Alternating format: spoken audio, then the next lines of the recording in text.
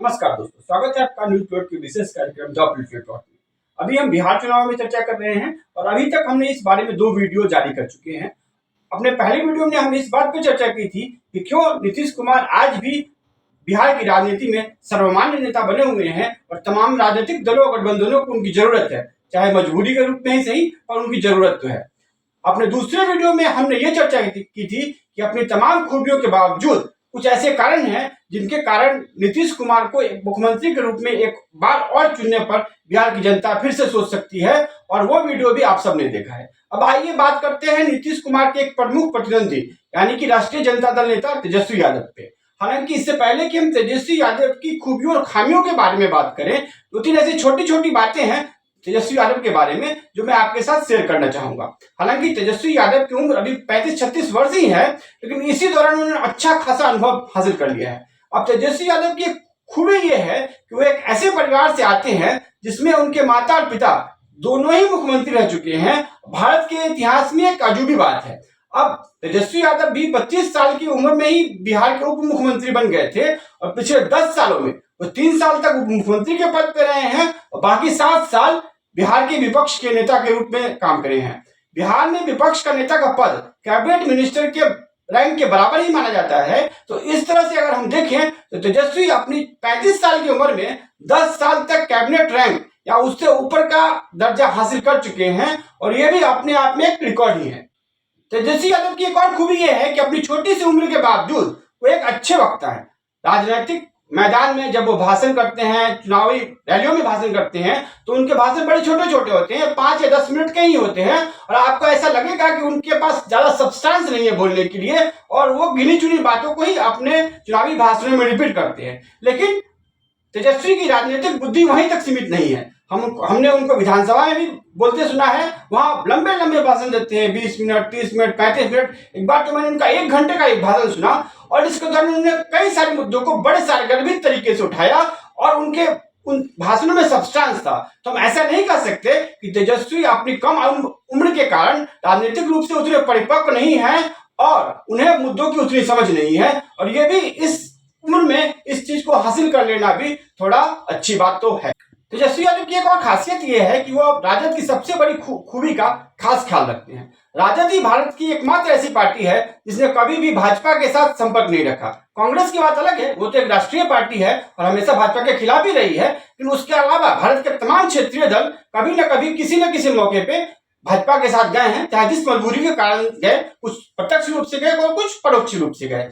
लेकिन लालू प्रसाद यादव और राजद ने कभी भी भाजपा के साथ कोई सीधा रिश्ता रखना पसंद नहीं किया। अब तेजस्वी यादव तो उससे एक कदम और आगे बढ़ गए हैं। आपने देखा होगा कि देश के तमाम नेताओं की तस्वीरें भाजपा के नेताओं के साथ आती है, चाहे वो पारंपरिक अवसरों पे हो या आधिकारिक अवसरों पे हो। लेकिन तेजस्वी हमेशा इस बात का ख्याल रखते हैं कि वो जब भी किसी भाजपा नेता के साथ मिले तो उनकी कोई फोटो आधिकारिक रूप से जाहिर न हो, और जब भी ऐसी कोई फोटो जाहिर भी होती है तो उसमें तेजस्वी खिलखिलाते हुए या प्रसन्न तो एकदम नहीं दिखते हैं। और इसी कारण से मुस्लिम समाज, जो वैसे तो राजद के करीब ही रहा है, लेकिन अभी भी वो तेजस्वी को एक ऐसे नेता के रूप में मानता है जो लालू की धर्मनिरपेक्ष परंपरा को आगे बढ़ा रहा है। अब धर्मनिरपेक्षता का पैमाना अलग अलग हो सकता है, लेकिन बिहार के मुसलमान अभी भी मानते हैं कि तेजस्वी यादव भी भाजपा के उतने ही खिलाफ हैं जितने लालू प्रसाद यादव हैं, और किसी भी हालत में तेजस्वी भाजपा के साथ नहीं जाएंगे, ना ही उसके साथ कोई गुप्त समझौता करेंगे। और इसी कारण से तेजस्वी बिहार की राजनीति में एक ध्रुव बने हुए हैं। हालांकि इसके बावजूद वो बिहार की वर्तमान सत्ता के खिलाफ पिछले 10 सालों में कोई बड़ी सत्ता विरोधी लहर नहीं पैदा कर पाए हैं, उसके बारे में हम बाद में बात करेंगे। लेकिन आइए पहले उन कुछ कारणों पे और विस्तार से चर्चा कर लें जिसके कारण तेजस्वी इस समय बिहार के सबसे लोकप्रिय नेता बने हुए हैं। हालांकि नीतीश कुमार की छवि अभी भी काफी अच्छी है, लेकिन अगर आप तमाम सर्वेक्षणों पर भरोसा करें तो तेजस्वी यादव बिहार के सबसे लोकप्रिय नेता हैं, और उनकी अप्रूवल रेटिंग हमेशा 35% से ऊपर ही रही है। अब हम तेजस्वी के इस वर्तमान राजनीतिक करियर को लगभग 3 भाग में बांट कर देख सकते हैं।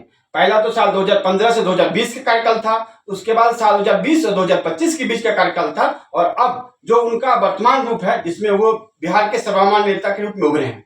अब 2015 से 20 की बात करें तो उस समय तेजस्वी यादव एकदम कच्चे खिलाड़ी थे, और पहले तो अपने पिता लालू प्रसाद यादव और फिर मुख्यमंत्री नीतीश कुमार की छत्र छाया में ही पले बढ़े और कोई ऐसा मानने को तैयार नहीं था कि इतनी जल्दी वो बिहार की राजनीति में छा जाएंगे। इसीलिए जब साल 2017 में जदयू और राजद का साथ छूट टूटा तो उस समय तेजस्वी ने अपने आप को एक ऐसी स्थिति में पाया जहां न तो अभी वो सत्ता के गुण सीख पाए थे और न वो विपक्ष के गुण सीख पाए थे। लेकिन इसके बावजूद साल 2020 के चुनाव में उन्होंने विपक्ष का बड़ी खूबी के साथ नेतृत्व किया और लालू प्रसाद के जेल में रहने के बावजूद उन्होंने एक ऐसी लड़ाई लड़ी जिसके तहत वो नीतीश कुमार को हराने के एकदम करीब पहुंच गए थे। उसी समय लोगों ने यह मान लिया कि हालांकि तेजस्वी में अभी सत्ता संभालने के गुण नहीं आए हैं, लेकिन वो विपक्षी नेता के रूप में तो पनप रही हैं और आगे बढ़ेंगे भी। तो तेजस्वी यादव ने अपनी पहली लड़ाई साल 2020 में उस समय जीती जब उनको यह सर्वसम्मति मिल गई बिहार में कि अब वही बिहार में विपक्ष के प्रमुख चेहरे के रूप में उभरेंगे। हालांकि उस चुनाव में थोड़ी सी कसर यह रह गई, उस समय लोगों ने मान तो लिया कि तेजस्वी यादव नेता के रूप में उभर रहे हैं, लेकिन उनके अंदर यह भी विश्वास नहीं था कि एक ऐसा युवा नेता जिसको अभी राजनीति में आए 3-4 साल ही हुए हैं, पिछले 30 साल से चली आ रही बिहार की राजनीतिक नीतियों में कोई बड़ा बदलाव कर सकेगा और बिहार की हालत को सुधार सकेगा। याद रखिए उस समय कोरोना महामारी का दौर चल रहा था और पूरा देश और खासकर बिहार राज्य एक बड़ी गंभीर आर्थिक संकट में फंसा हुआ था। तो उस समय लोगों ने एक ऐसे ही नेता पर विश्वास करना उचित समझा जो जांचा परखा हुआ था और जिसमें हर संकट से निपटने की क्षमता थी। लेकिन इसके बावजूद तेजस्वी की अपनी लोकप्रियता कम नहीं हुई। साल 2020 से 23 के बीच बिहार में उनकी लोकप्रियता तो 40 से 45% से अधिक थी। इसके अलावा उन्होंने जिस तरह से राजद का राजनीतिक विस्तार करने की योजना बनाई, बिहार की तमाम जातियों को राजद की छत्र छाया में लाकर A to Z वाली रणनीति अपनाई, उसने उनकी लोकप्रियता में 2-3 पॉइंट्स और जोड़ दिए। उनकी सबसे बड़ी खासियत ये थी कि साल 2020 के चुनाव के दौरान उन्होंने बिहार में सरकारी नौकरियों के प्रति जो युवाओं के अंदर आकर्षण है उसको एक चुनावी मुद्दे के रूप में बदल दिया और साल 2020 के विधानसभा चुनाव के पहले 10 लाख सरकारी नौकरियों वाला उनका वादा साल 2023 तक उनके आकर्षण के पीछे प्रमुख कारण रहा। इस दौरान उन्होंने बिहार की तत्कालीन राज्य सरकार जिसमें वो उप मुख्यमंत्री थे उसको एक ऐसे रास्ते पर चलने के लिए विवश किया कि वो बिहार में और नई नौकरियां सृजित करे। हालांकि 17 महीनों के बाद राजद और जदयू का गठबंधन टूट गया, लेकिन नीतीश कुमार और जदयू को यह पता लग गया था कि तेजस्वी ने सरकारी नौकरियों के नाम पे बिहार में एक ऐसा वोट बैंक खड़ा कर दिया है जिसको अगर अपनी ओर आकर्षित न किया जाए तो बिहार की चाबी एकदम से उनके हाथ में निकल सकती थी। और इसी कारण से तेजस्वी की सत्ता में न रहने के बावजूद जदयू और नीतीश सरकारी नौकरियों वाले इस वादे पर अमल करता रहा और एनडीए सरकार के तहत भी कई सारे पदों पर नई नियुक्तियां हुई और अब भी जारी है। पिछले 5 सालों में अगर एनडीए सरकार ने 8 से 9 लाख नई नौकरियां दी हैं बिहार में तो उसका आधा श्रेय तेजस्वी को जाता ही है। हालांकि वो तो इसका पूरा श्रेय लेने की कोशिश करते हैं, लेकिन न्यूज पेपर में हम ये मानते हैं कि लगभग 50% श्रेय तो इसका तेजस्वी को दिया ही जा सकता है। और भारत के किसी भी युवा नेता ने अभी तक किसी एक बड़े मुद्दे पर इतनी हलचल पैदा नहीं की है जितनी कि तेजस्वी ने सरकारी नौकरी वाले इस मुद्दे पर कर दी है। तेजस्वी की एक और खासियत ये है कि वो धीरे धीरे ही सही राजद को उस राह से दूर ले जाना चाहते थे जिसके कारण वो बदनाम हुआ था। इस चुनाव में उनकी कोशिश थी कि वो ऐसे तमाम नेताओं को टिकट ना दें जो राजद को बदनाम करने के लिए पिछले सालों में कुख्यात रहे हैं। राजबल्लभ यादव जैसे नेताओं, गुलाब यादव जैसे नेताओं को अंततः उन्होंने टिकट नहीं दिया, लेकिन फिर भी पारिवारिक दबाव में आकर साहबुद्दीन के बेटे ओसामा शाह, रीतलाल यादव और अशोक महतो की पत्नी को उन्होंने टिकट दिया। अब इस मामले में तेजस्वी यादव थोड़े पीछे जरूर हैं, लेकिन फिर भी उन्होंने इस बात का ध्यान रखा कि जो भी राजद नेता अपने क्षेत्र में अलोकप्रिय हो, चाहे जिस कारण से भी अलोकप्रिय हो, उसको टिकट न दिया जाए। इस बार पहली बार ऐसा हुआ है कि राजद ने बड़ी संख्या में अपने विधायकों को टिकट काटे हैं और इसके खिलाफ कोई बड़ी बगावत भी नहीं हुई है। जैसा कि हम आपको अपने एक बाद की वीडियो में बताएंगे, राजद ने इस बार अपने लगभग 31-32 विधायकों को टिकट काट दिए हैं, लेकिन 3 से 4 सीटों पर भी बगावत हुई है। और तेजस्वी यादव ने इस बात को साबित किया है कि पार्टी पे उनका नियंत्रण पहले से काफी मजबूत हुआ है और अब वे पार्टी को अनुशासित करने के साथ ही उसको एक नई राह पे ले चलने का मादा भी रखते हैं। हो सकता है कि आने वाले वर्षों में पार्टी के अंदर जो थोड़ी सी और गंदगी रह गई है उसको भी वो किसी न किसी तरह साफ कर ही दे। इसके साथ ही तेजस्वी यादव ने इस बात का भी खास ख्याल रखा है कि जो यादव और मुसलमान का 32% वोट उनको अपनी माता और पिता से विरासत में मिला था वो राजद को फिर से सत्ता में लाने के लिए पर्याप्त नहीं है और इसी कारण से उन्होंने अपनी A to Z वाली रणनीति लाई थी। अब उसमें उनको कुछ सफलता मिली, विधानसभा चुनावों के दौरान, विधान परिषद चुनावों के दौरान उन्होंने जिन भूमिहार उम्मीदवारों को टिकट दिया वो जीते, और भूमिहारों का जो रुख था राजद के प्रति वो थोड़ा नरम हुआ। अब पिछले लोकसभा चुनावों के दौरान लालू प्रसाद यादव ने कई सारे कुशवाहा नेताओं को टिकट दिया, और इसके कारण कुशवाहा वोटों का एक झुकाव भी राष्ट्रीय जनता दल की ओर हुआ, और हालांकि ज्यादा सीटों पे नहीं, लेकिन 2-3 सीटों पे इसका फायदा राजद और इंडिया गठबंधन को हुआ। इस चुनाव में भी तेजस्वी यादव की ये कोशिश रही कि वो निषाद वोट को अपने साथ लाकर एक नया मुनिया समीकरण खड़ा करें, जिसको मुस्लिम निषाद और यादव समीकरण कह सकते हैं। अंत में इसमें थोड़ी सी खटक रह गई, क्योंकि सहनी की अपनी महत्वाकांक्षा इतनी बड़ी हो गई थी कि उसको इंडिया ब्लॉक के पूरे स्ट्रक्चर में समाहित नहीं किया जा सका, और जितने भी सीटें वीआईपी को अलॉट की गई उसके कारण मुकेश सहनी हमेशा इस गठबंधन से विक्षुब्ध रहे। अब कितना वोट निषाद का आता है तेजस्वी के पास और मुनिया समीकरण कितना कामयाब होता है, उसी पर इस चुनाव का सारा रिजल्ट निर्भर करता है। हमारा अभी तक का एस्टिमेट है कि तेजस्वी 35-36% वोट ले रहे हैं, इसमें करीब 2 से 2.5% वोट निषादों का भी है। अगर ये 5 से 6% के आसपास चला जाता है और राजद को 38-39% वोट मिल जाता है, तो तेजस्वी यादव अपनी रणनीति में पूरी तरह से कामयाब रहेंगे, और तब शायद हो सकता है कि बिहार की सत्ता एक बार फिर से राजद और तेजस्वी यादव के हाथ लग जाए। लेकिन तेजस्वी यादव के इन तमाम प्लस पॉइंट्स के बावजूद कुछ ऐसे भी पॉइंट्स हैं जो उनको बिहार का मुख्यमंत्री पद पाने से रोक सकते हैं। उसमें सबसे बड़ा पॉइंट तो यह है कि हालांकि तमाम राजनीतिक समीक्षक यही कहते हैं कि तेजस्वी यादव आज जिस पद पे हैं, जिस परिस्थिति में हैं, वो उनके माता पिता के कारण ही संभव है, और अगर वो लालू और राबड़ी के बेटे नहीं होते तो शायद बिहार के इतने बड़े नेता नहीं बन पाते। अगर हमारा मानना है कि यह बात तेजस्वी यादव के पक्ष में इतना काम करती है, उतना ही उनके विपक्ष में ही काम करती है। अगर बिहार में जंगल राज का मुद्दा आज भी जिंदा है तो सिर्फ इसलिए कि तेजस्वी लालू प्रसाद यादव के बेटे हैं। अगर वो किसी और दल से आते, किसी और पार्टी से आते, किसी और परिवार से आते, तो शायद जंगल राज में कोई इतना बड़ा मुद्दा नहीं होता। तेजस्वी यादव ने बड़ी कोशिश की है कि जंगल राज के इस बूथ से अपना पीछा छुड़ा सके, लेकिन लालू और राबड़ी के बेटे होने के कारण वो ऐसा कर नहीं पाए। पिछले विधानसभा चुनाव में उन्होंने ऐसी कोशिश की थी कि वो लालू प्रसाद और राबड़ी यादव को कैंपेन से अलग रख के, राजद के प्रचार से अलग रख के इस बूथ से पीछा छुड़ा पाए, लेकिन ऐसा हुआ नहीं। और साल 2020 में भी बिहार में भी उसी तरह की गोलबंदी दिखी जैसे बाकी तमाम चुनाव में देखने को मिलती है। अब इस मामले में बिहार एक ऐसा अनूठा राज्य है जहां एक पार्टी 20 साल में सत्ता में है और दूसरी पार्टी 20 साल से विपक्ष में है, लेकिन इसके बावजूद वहां की जो गोलबंदी होती है वो विपक्षी पार्टी के खिलाफ होती है। एंटी इनकम्बेंसी जिसको कहें, वो विपक्षी पार्टी के खिलाफ होती है, सत्तारूढ़ पार्टी के खिलाफ नहीं। और तेजस्वी इस फिनोमिना के सबसे बड़े शिकार हैं, सबसे बड़े विक्टिम हैं। इस तरह से उनकी सबसे बड़ी ताकत ही इस वक्त उनकी सबसे बड़ी कमजोरी बनी हुई है। पिछले 2 सालों में उन्हें इस मुद्दे पर थोड़ा सा सेटबैक भी हुआ है।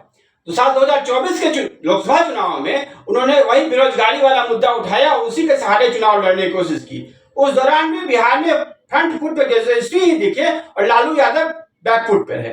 उस चुनाव में भी राजद को बड़ी हार मिली, तो राजद का एक वर्ग ऐसा मानने लगा कि लगातार 2 चुनाव, साल 2020 साल 2024 में लालू यादव को लाइमलाइट से दूर रखने के बावजूद अगर राजद जीत नहीं पाता तो फिर ऐसा करने की जरूरत ही क्या है, और राजद को वापस उसी रणनीति की तरफ जाना चाहिए जिसमें लालू प्रसाद को फ्रंट लाइट में लाया जा सके। अब पिछले कुछ सालों के दौरान, या कहिए कुछ महीनों के दौरान, राजद ने ऐसे कई प्रवक्ता नियुक्त किए हैं जो जेएनयू की पृष्ठभूमि से आते हैं और वंचित परिवारों से हैं। उनका लालू प्रसाद यादव और उनकी विचारधारा से खास लगाव रहा है, और आजकल आप देखेंगे कि हर एक डिबेट में वह प्रवक्ता लालू प्रसाद और उनकी विचारधारा का विचार करते हैं। हालांकि विचारधारा स्तर पर अच्छी बात है, और इसके कारण हो सकता है कि साल 1990 के दशक में जो बिहार में एक जातीय गोलबंदी दिखी थी, जिस तरह से वंचित समाज पूरी तरह से लालू प्रसाद यादव के पीछे खड़ा हो गया था, अगर उसकी याद फिर से दिलाई जाए, सामाजिक न्याय के मसीहा के रूप में लालू प्रसाद की छवि को फिर से खड़ा किया जाए, तो वही जातीय गोलबंदी फिर से खड़ी हो और इसका फायदा राजद को हो। लेकिन इसका नुकसान भी है, और लालू प्रसाद यादव के उस रूप को फिर से जिंदा करने के कारण बिहार में जंगल राज का मुद्दा एकदम से जिंदा हो गया। इस चुनाव में खासकर 2025 में जंगल राज वाला वो मुद्दा साल 2020 से काफी बड़ा है, साल 2024 से भी काफी बड़ा है।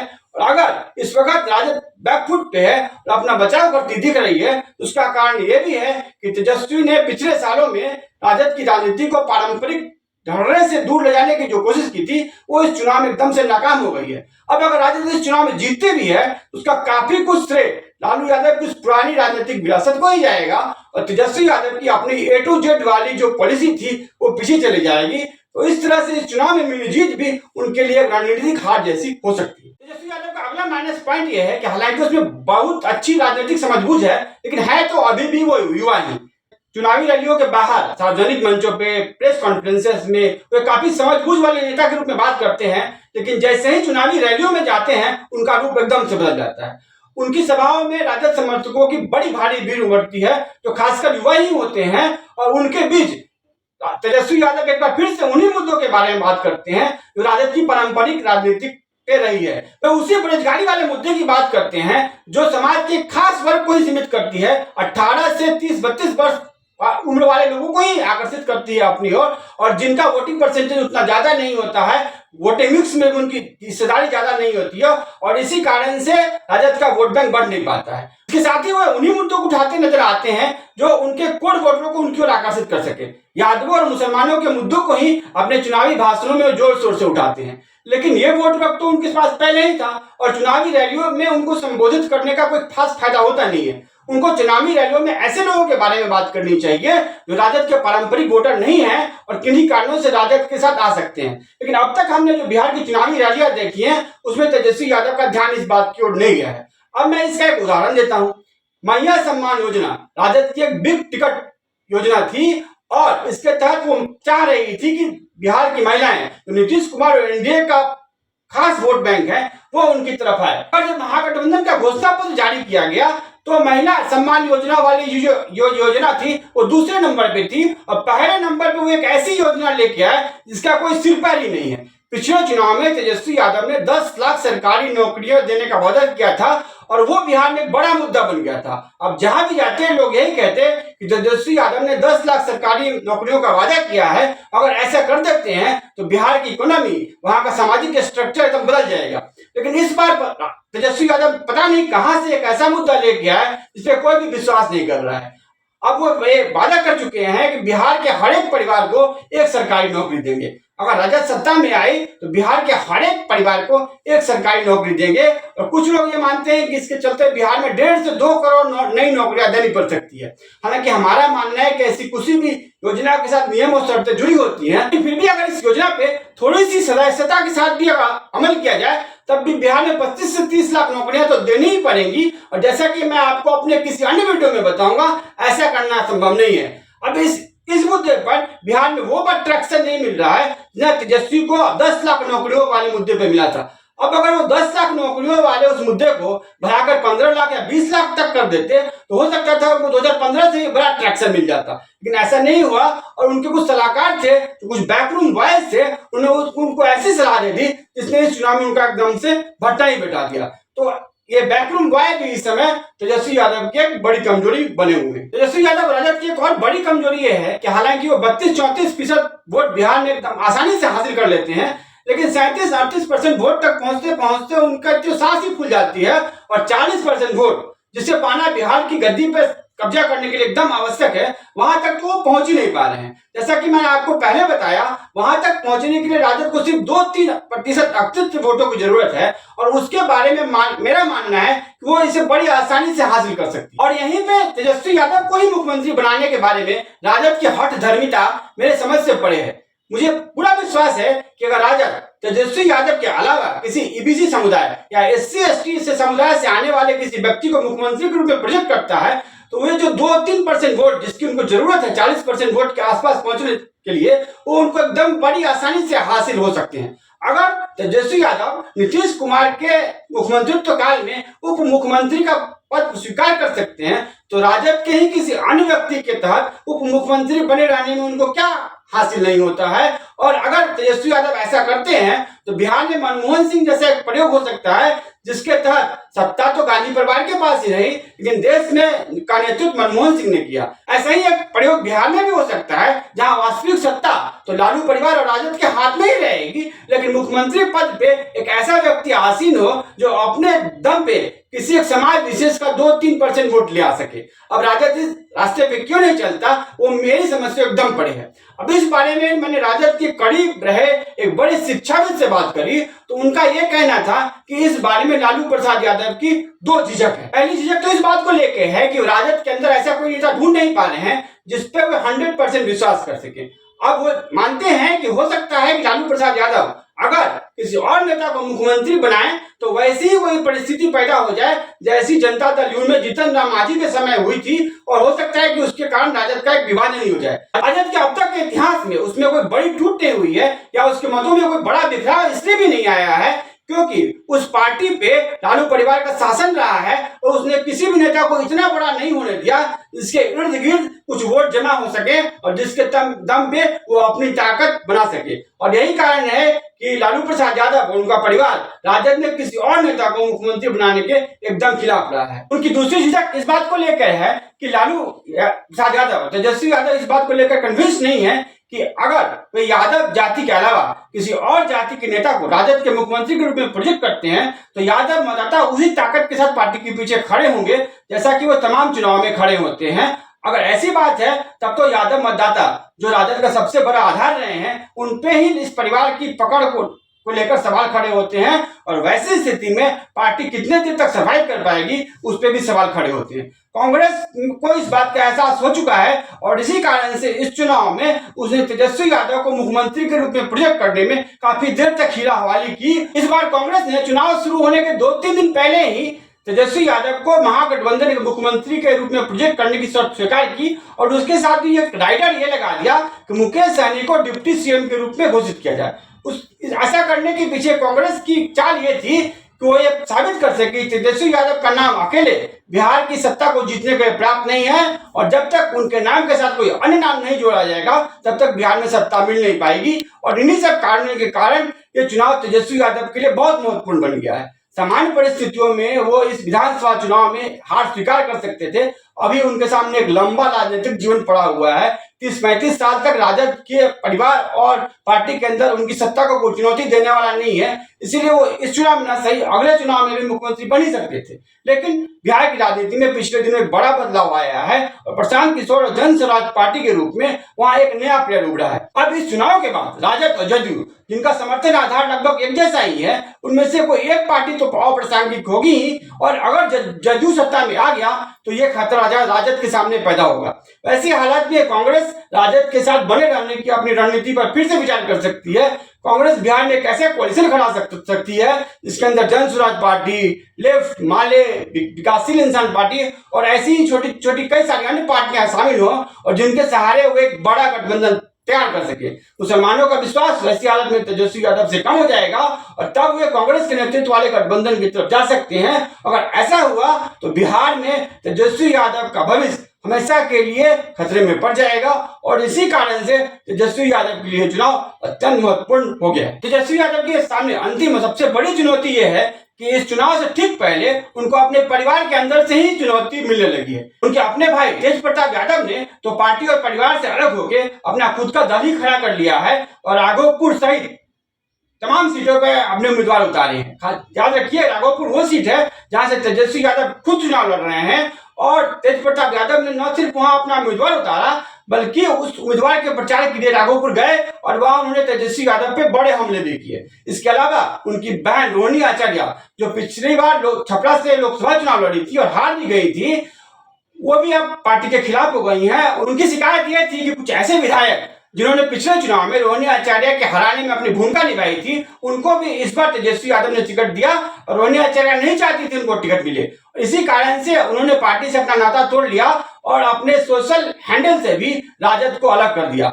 उनकी दूसरी बड़ी बहन मीसा भारती जो पाटलिपुत्र लोकसभा सीट से सांसद हैं, वो भी चाहती थी कि रीतलाल यादव को दानापुर से टिकट दिया जाए। अब तेजस्वी यादव इस बात के खिलाफ थे कि रीतलाल यादव को राजद का टिकट दिया जाए क्योंकि उनकी छवि बहुत खराब है और इस बार तो वो जेल से ही चुनाव लड़ रहे हैं। तेजस्वी यादव चाहते थे कि जिस तरीके से वो राजद की साफ सफाई का अभियान चला रहे हैं उसमें रीतलाल यादव और भाई वीरेंद्र जैसे नेताओं को टिकट न दिया जाए। लेकिन मीसा भारती और लालू प्रसाद यादव के जवाब में उनको ऐसे नेताओं को टिकट देना पड़ा। अब अंत में हालात ये हुए कि लालू प्रसाद ने 2-3 विधानसभा क्षेत्रों में ही चुनाव प्रचार किया और उसमें एक रीतलाल यादव का भी चुनाव क्षेत्र था। तो इस कारण से परिवार में तेजस्वी यादव की मुश्किलें इतनी बढ़ गई हैं कि अगर वो ये चुनाव न जीत सके तो हो सकता है कि परिवार के अंदर से ही उनकी स्थिति को चुनौती मिल सके। हालांकि अगर वो ये चुनाव जीत जाते हैं तो उनकी ये सारी मुसीबतें, चाहे वो पार्टी के अंदर की हो, बाहर की हो, मुद्दों से जुड़ी हुई या उनकी अपनी छवि से जुड़ी हुई, वो एक झटके में काफिर हो जाएंगी। तो इस तरह से अगर देखें तो ये चुनाव तेजस्वी यादव के लिए करो या मरो, बनो या बिगड़ो, डू और डाई जैसा चुनाव बन गया है और ये कोई सामान्य चुनाव नहीं रह गया है। उस चुनाव को जीतने के बाद अगर तेजस्वी बिहार के सर्वमान्य नेता बन सकते हैं अगले 15 सालों तक, वैसे ही अगर वो ये चुनाव हार जाते हैं तो हो सकता है कि उनका अपना कद अगले 2-3 साल में इतना छोटा हो जाए कि बिहार के बड़े नेताओं में भी शुमार न हो सके। तो आज के पॉलिटिकल टॉक में बस इतना ही। अगले वीडियो में हम बिहार के ही किसी और बड़े नेता के बारे में ऐसी ही बातें करेंगे। बिहार चुनाव की अन्य खबरों के लिए लॉग इन कीजिए हमारी वेबसाइट newsplot.co.in पे। नमस्कार।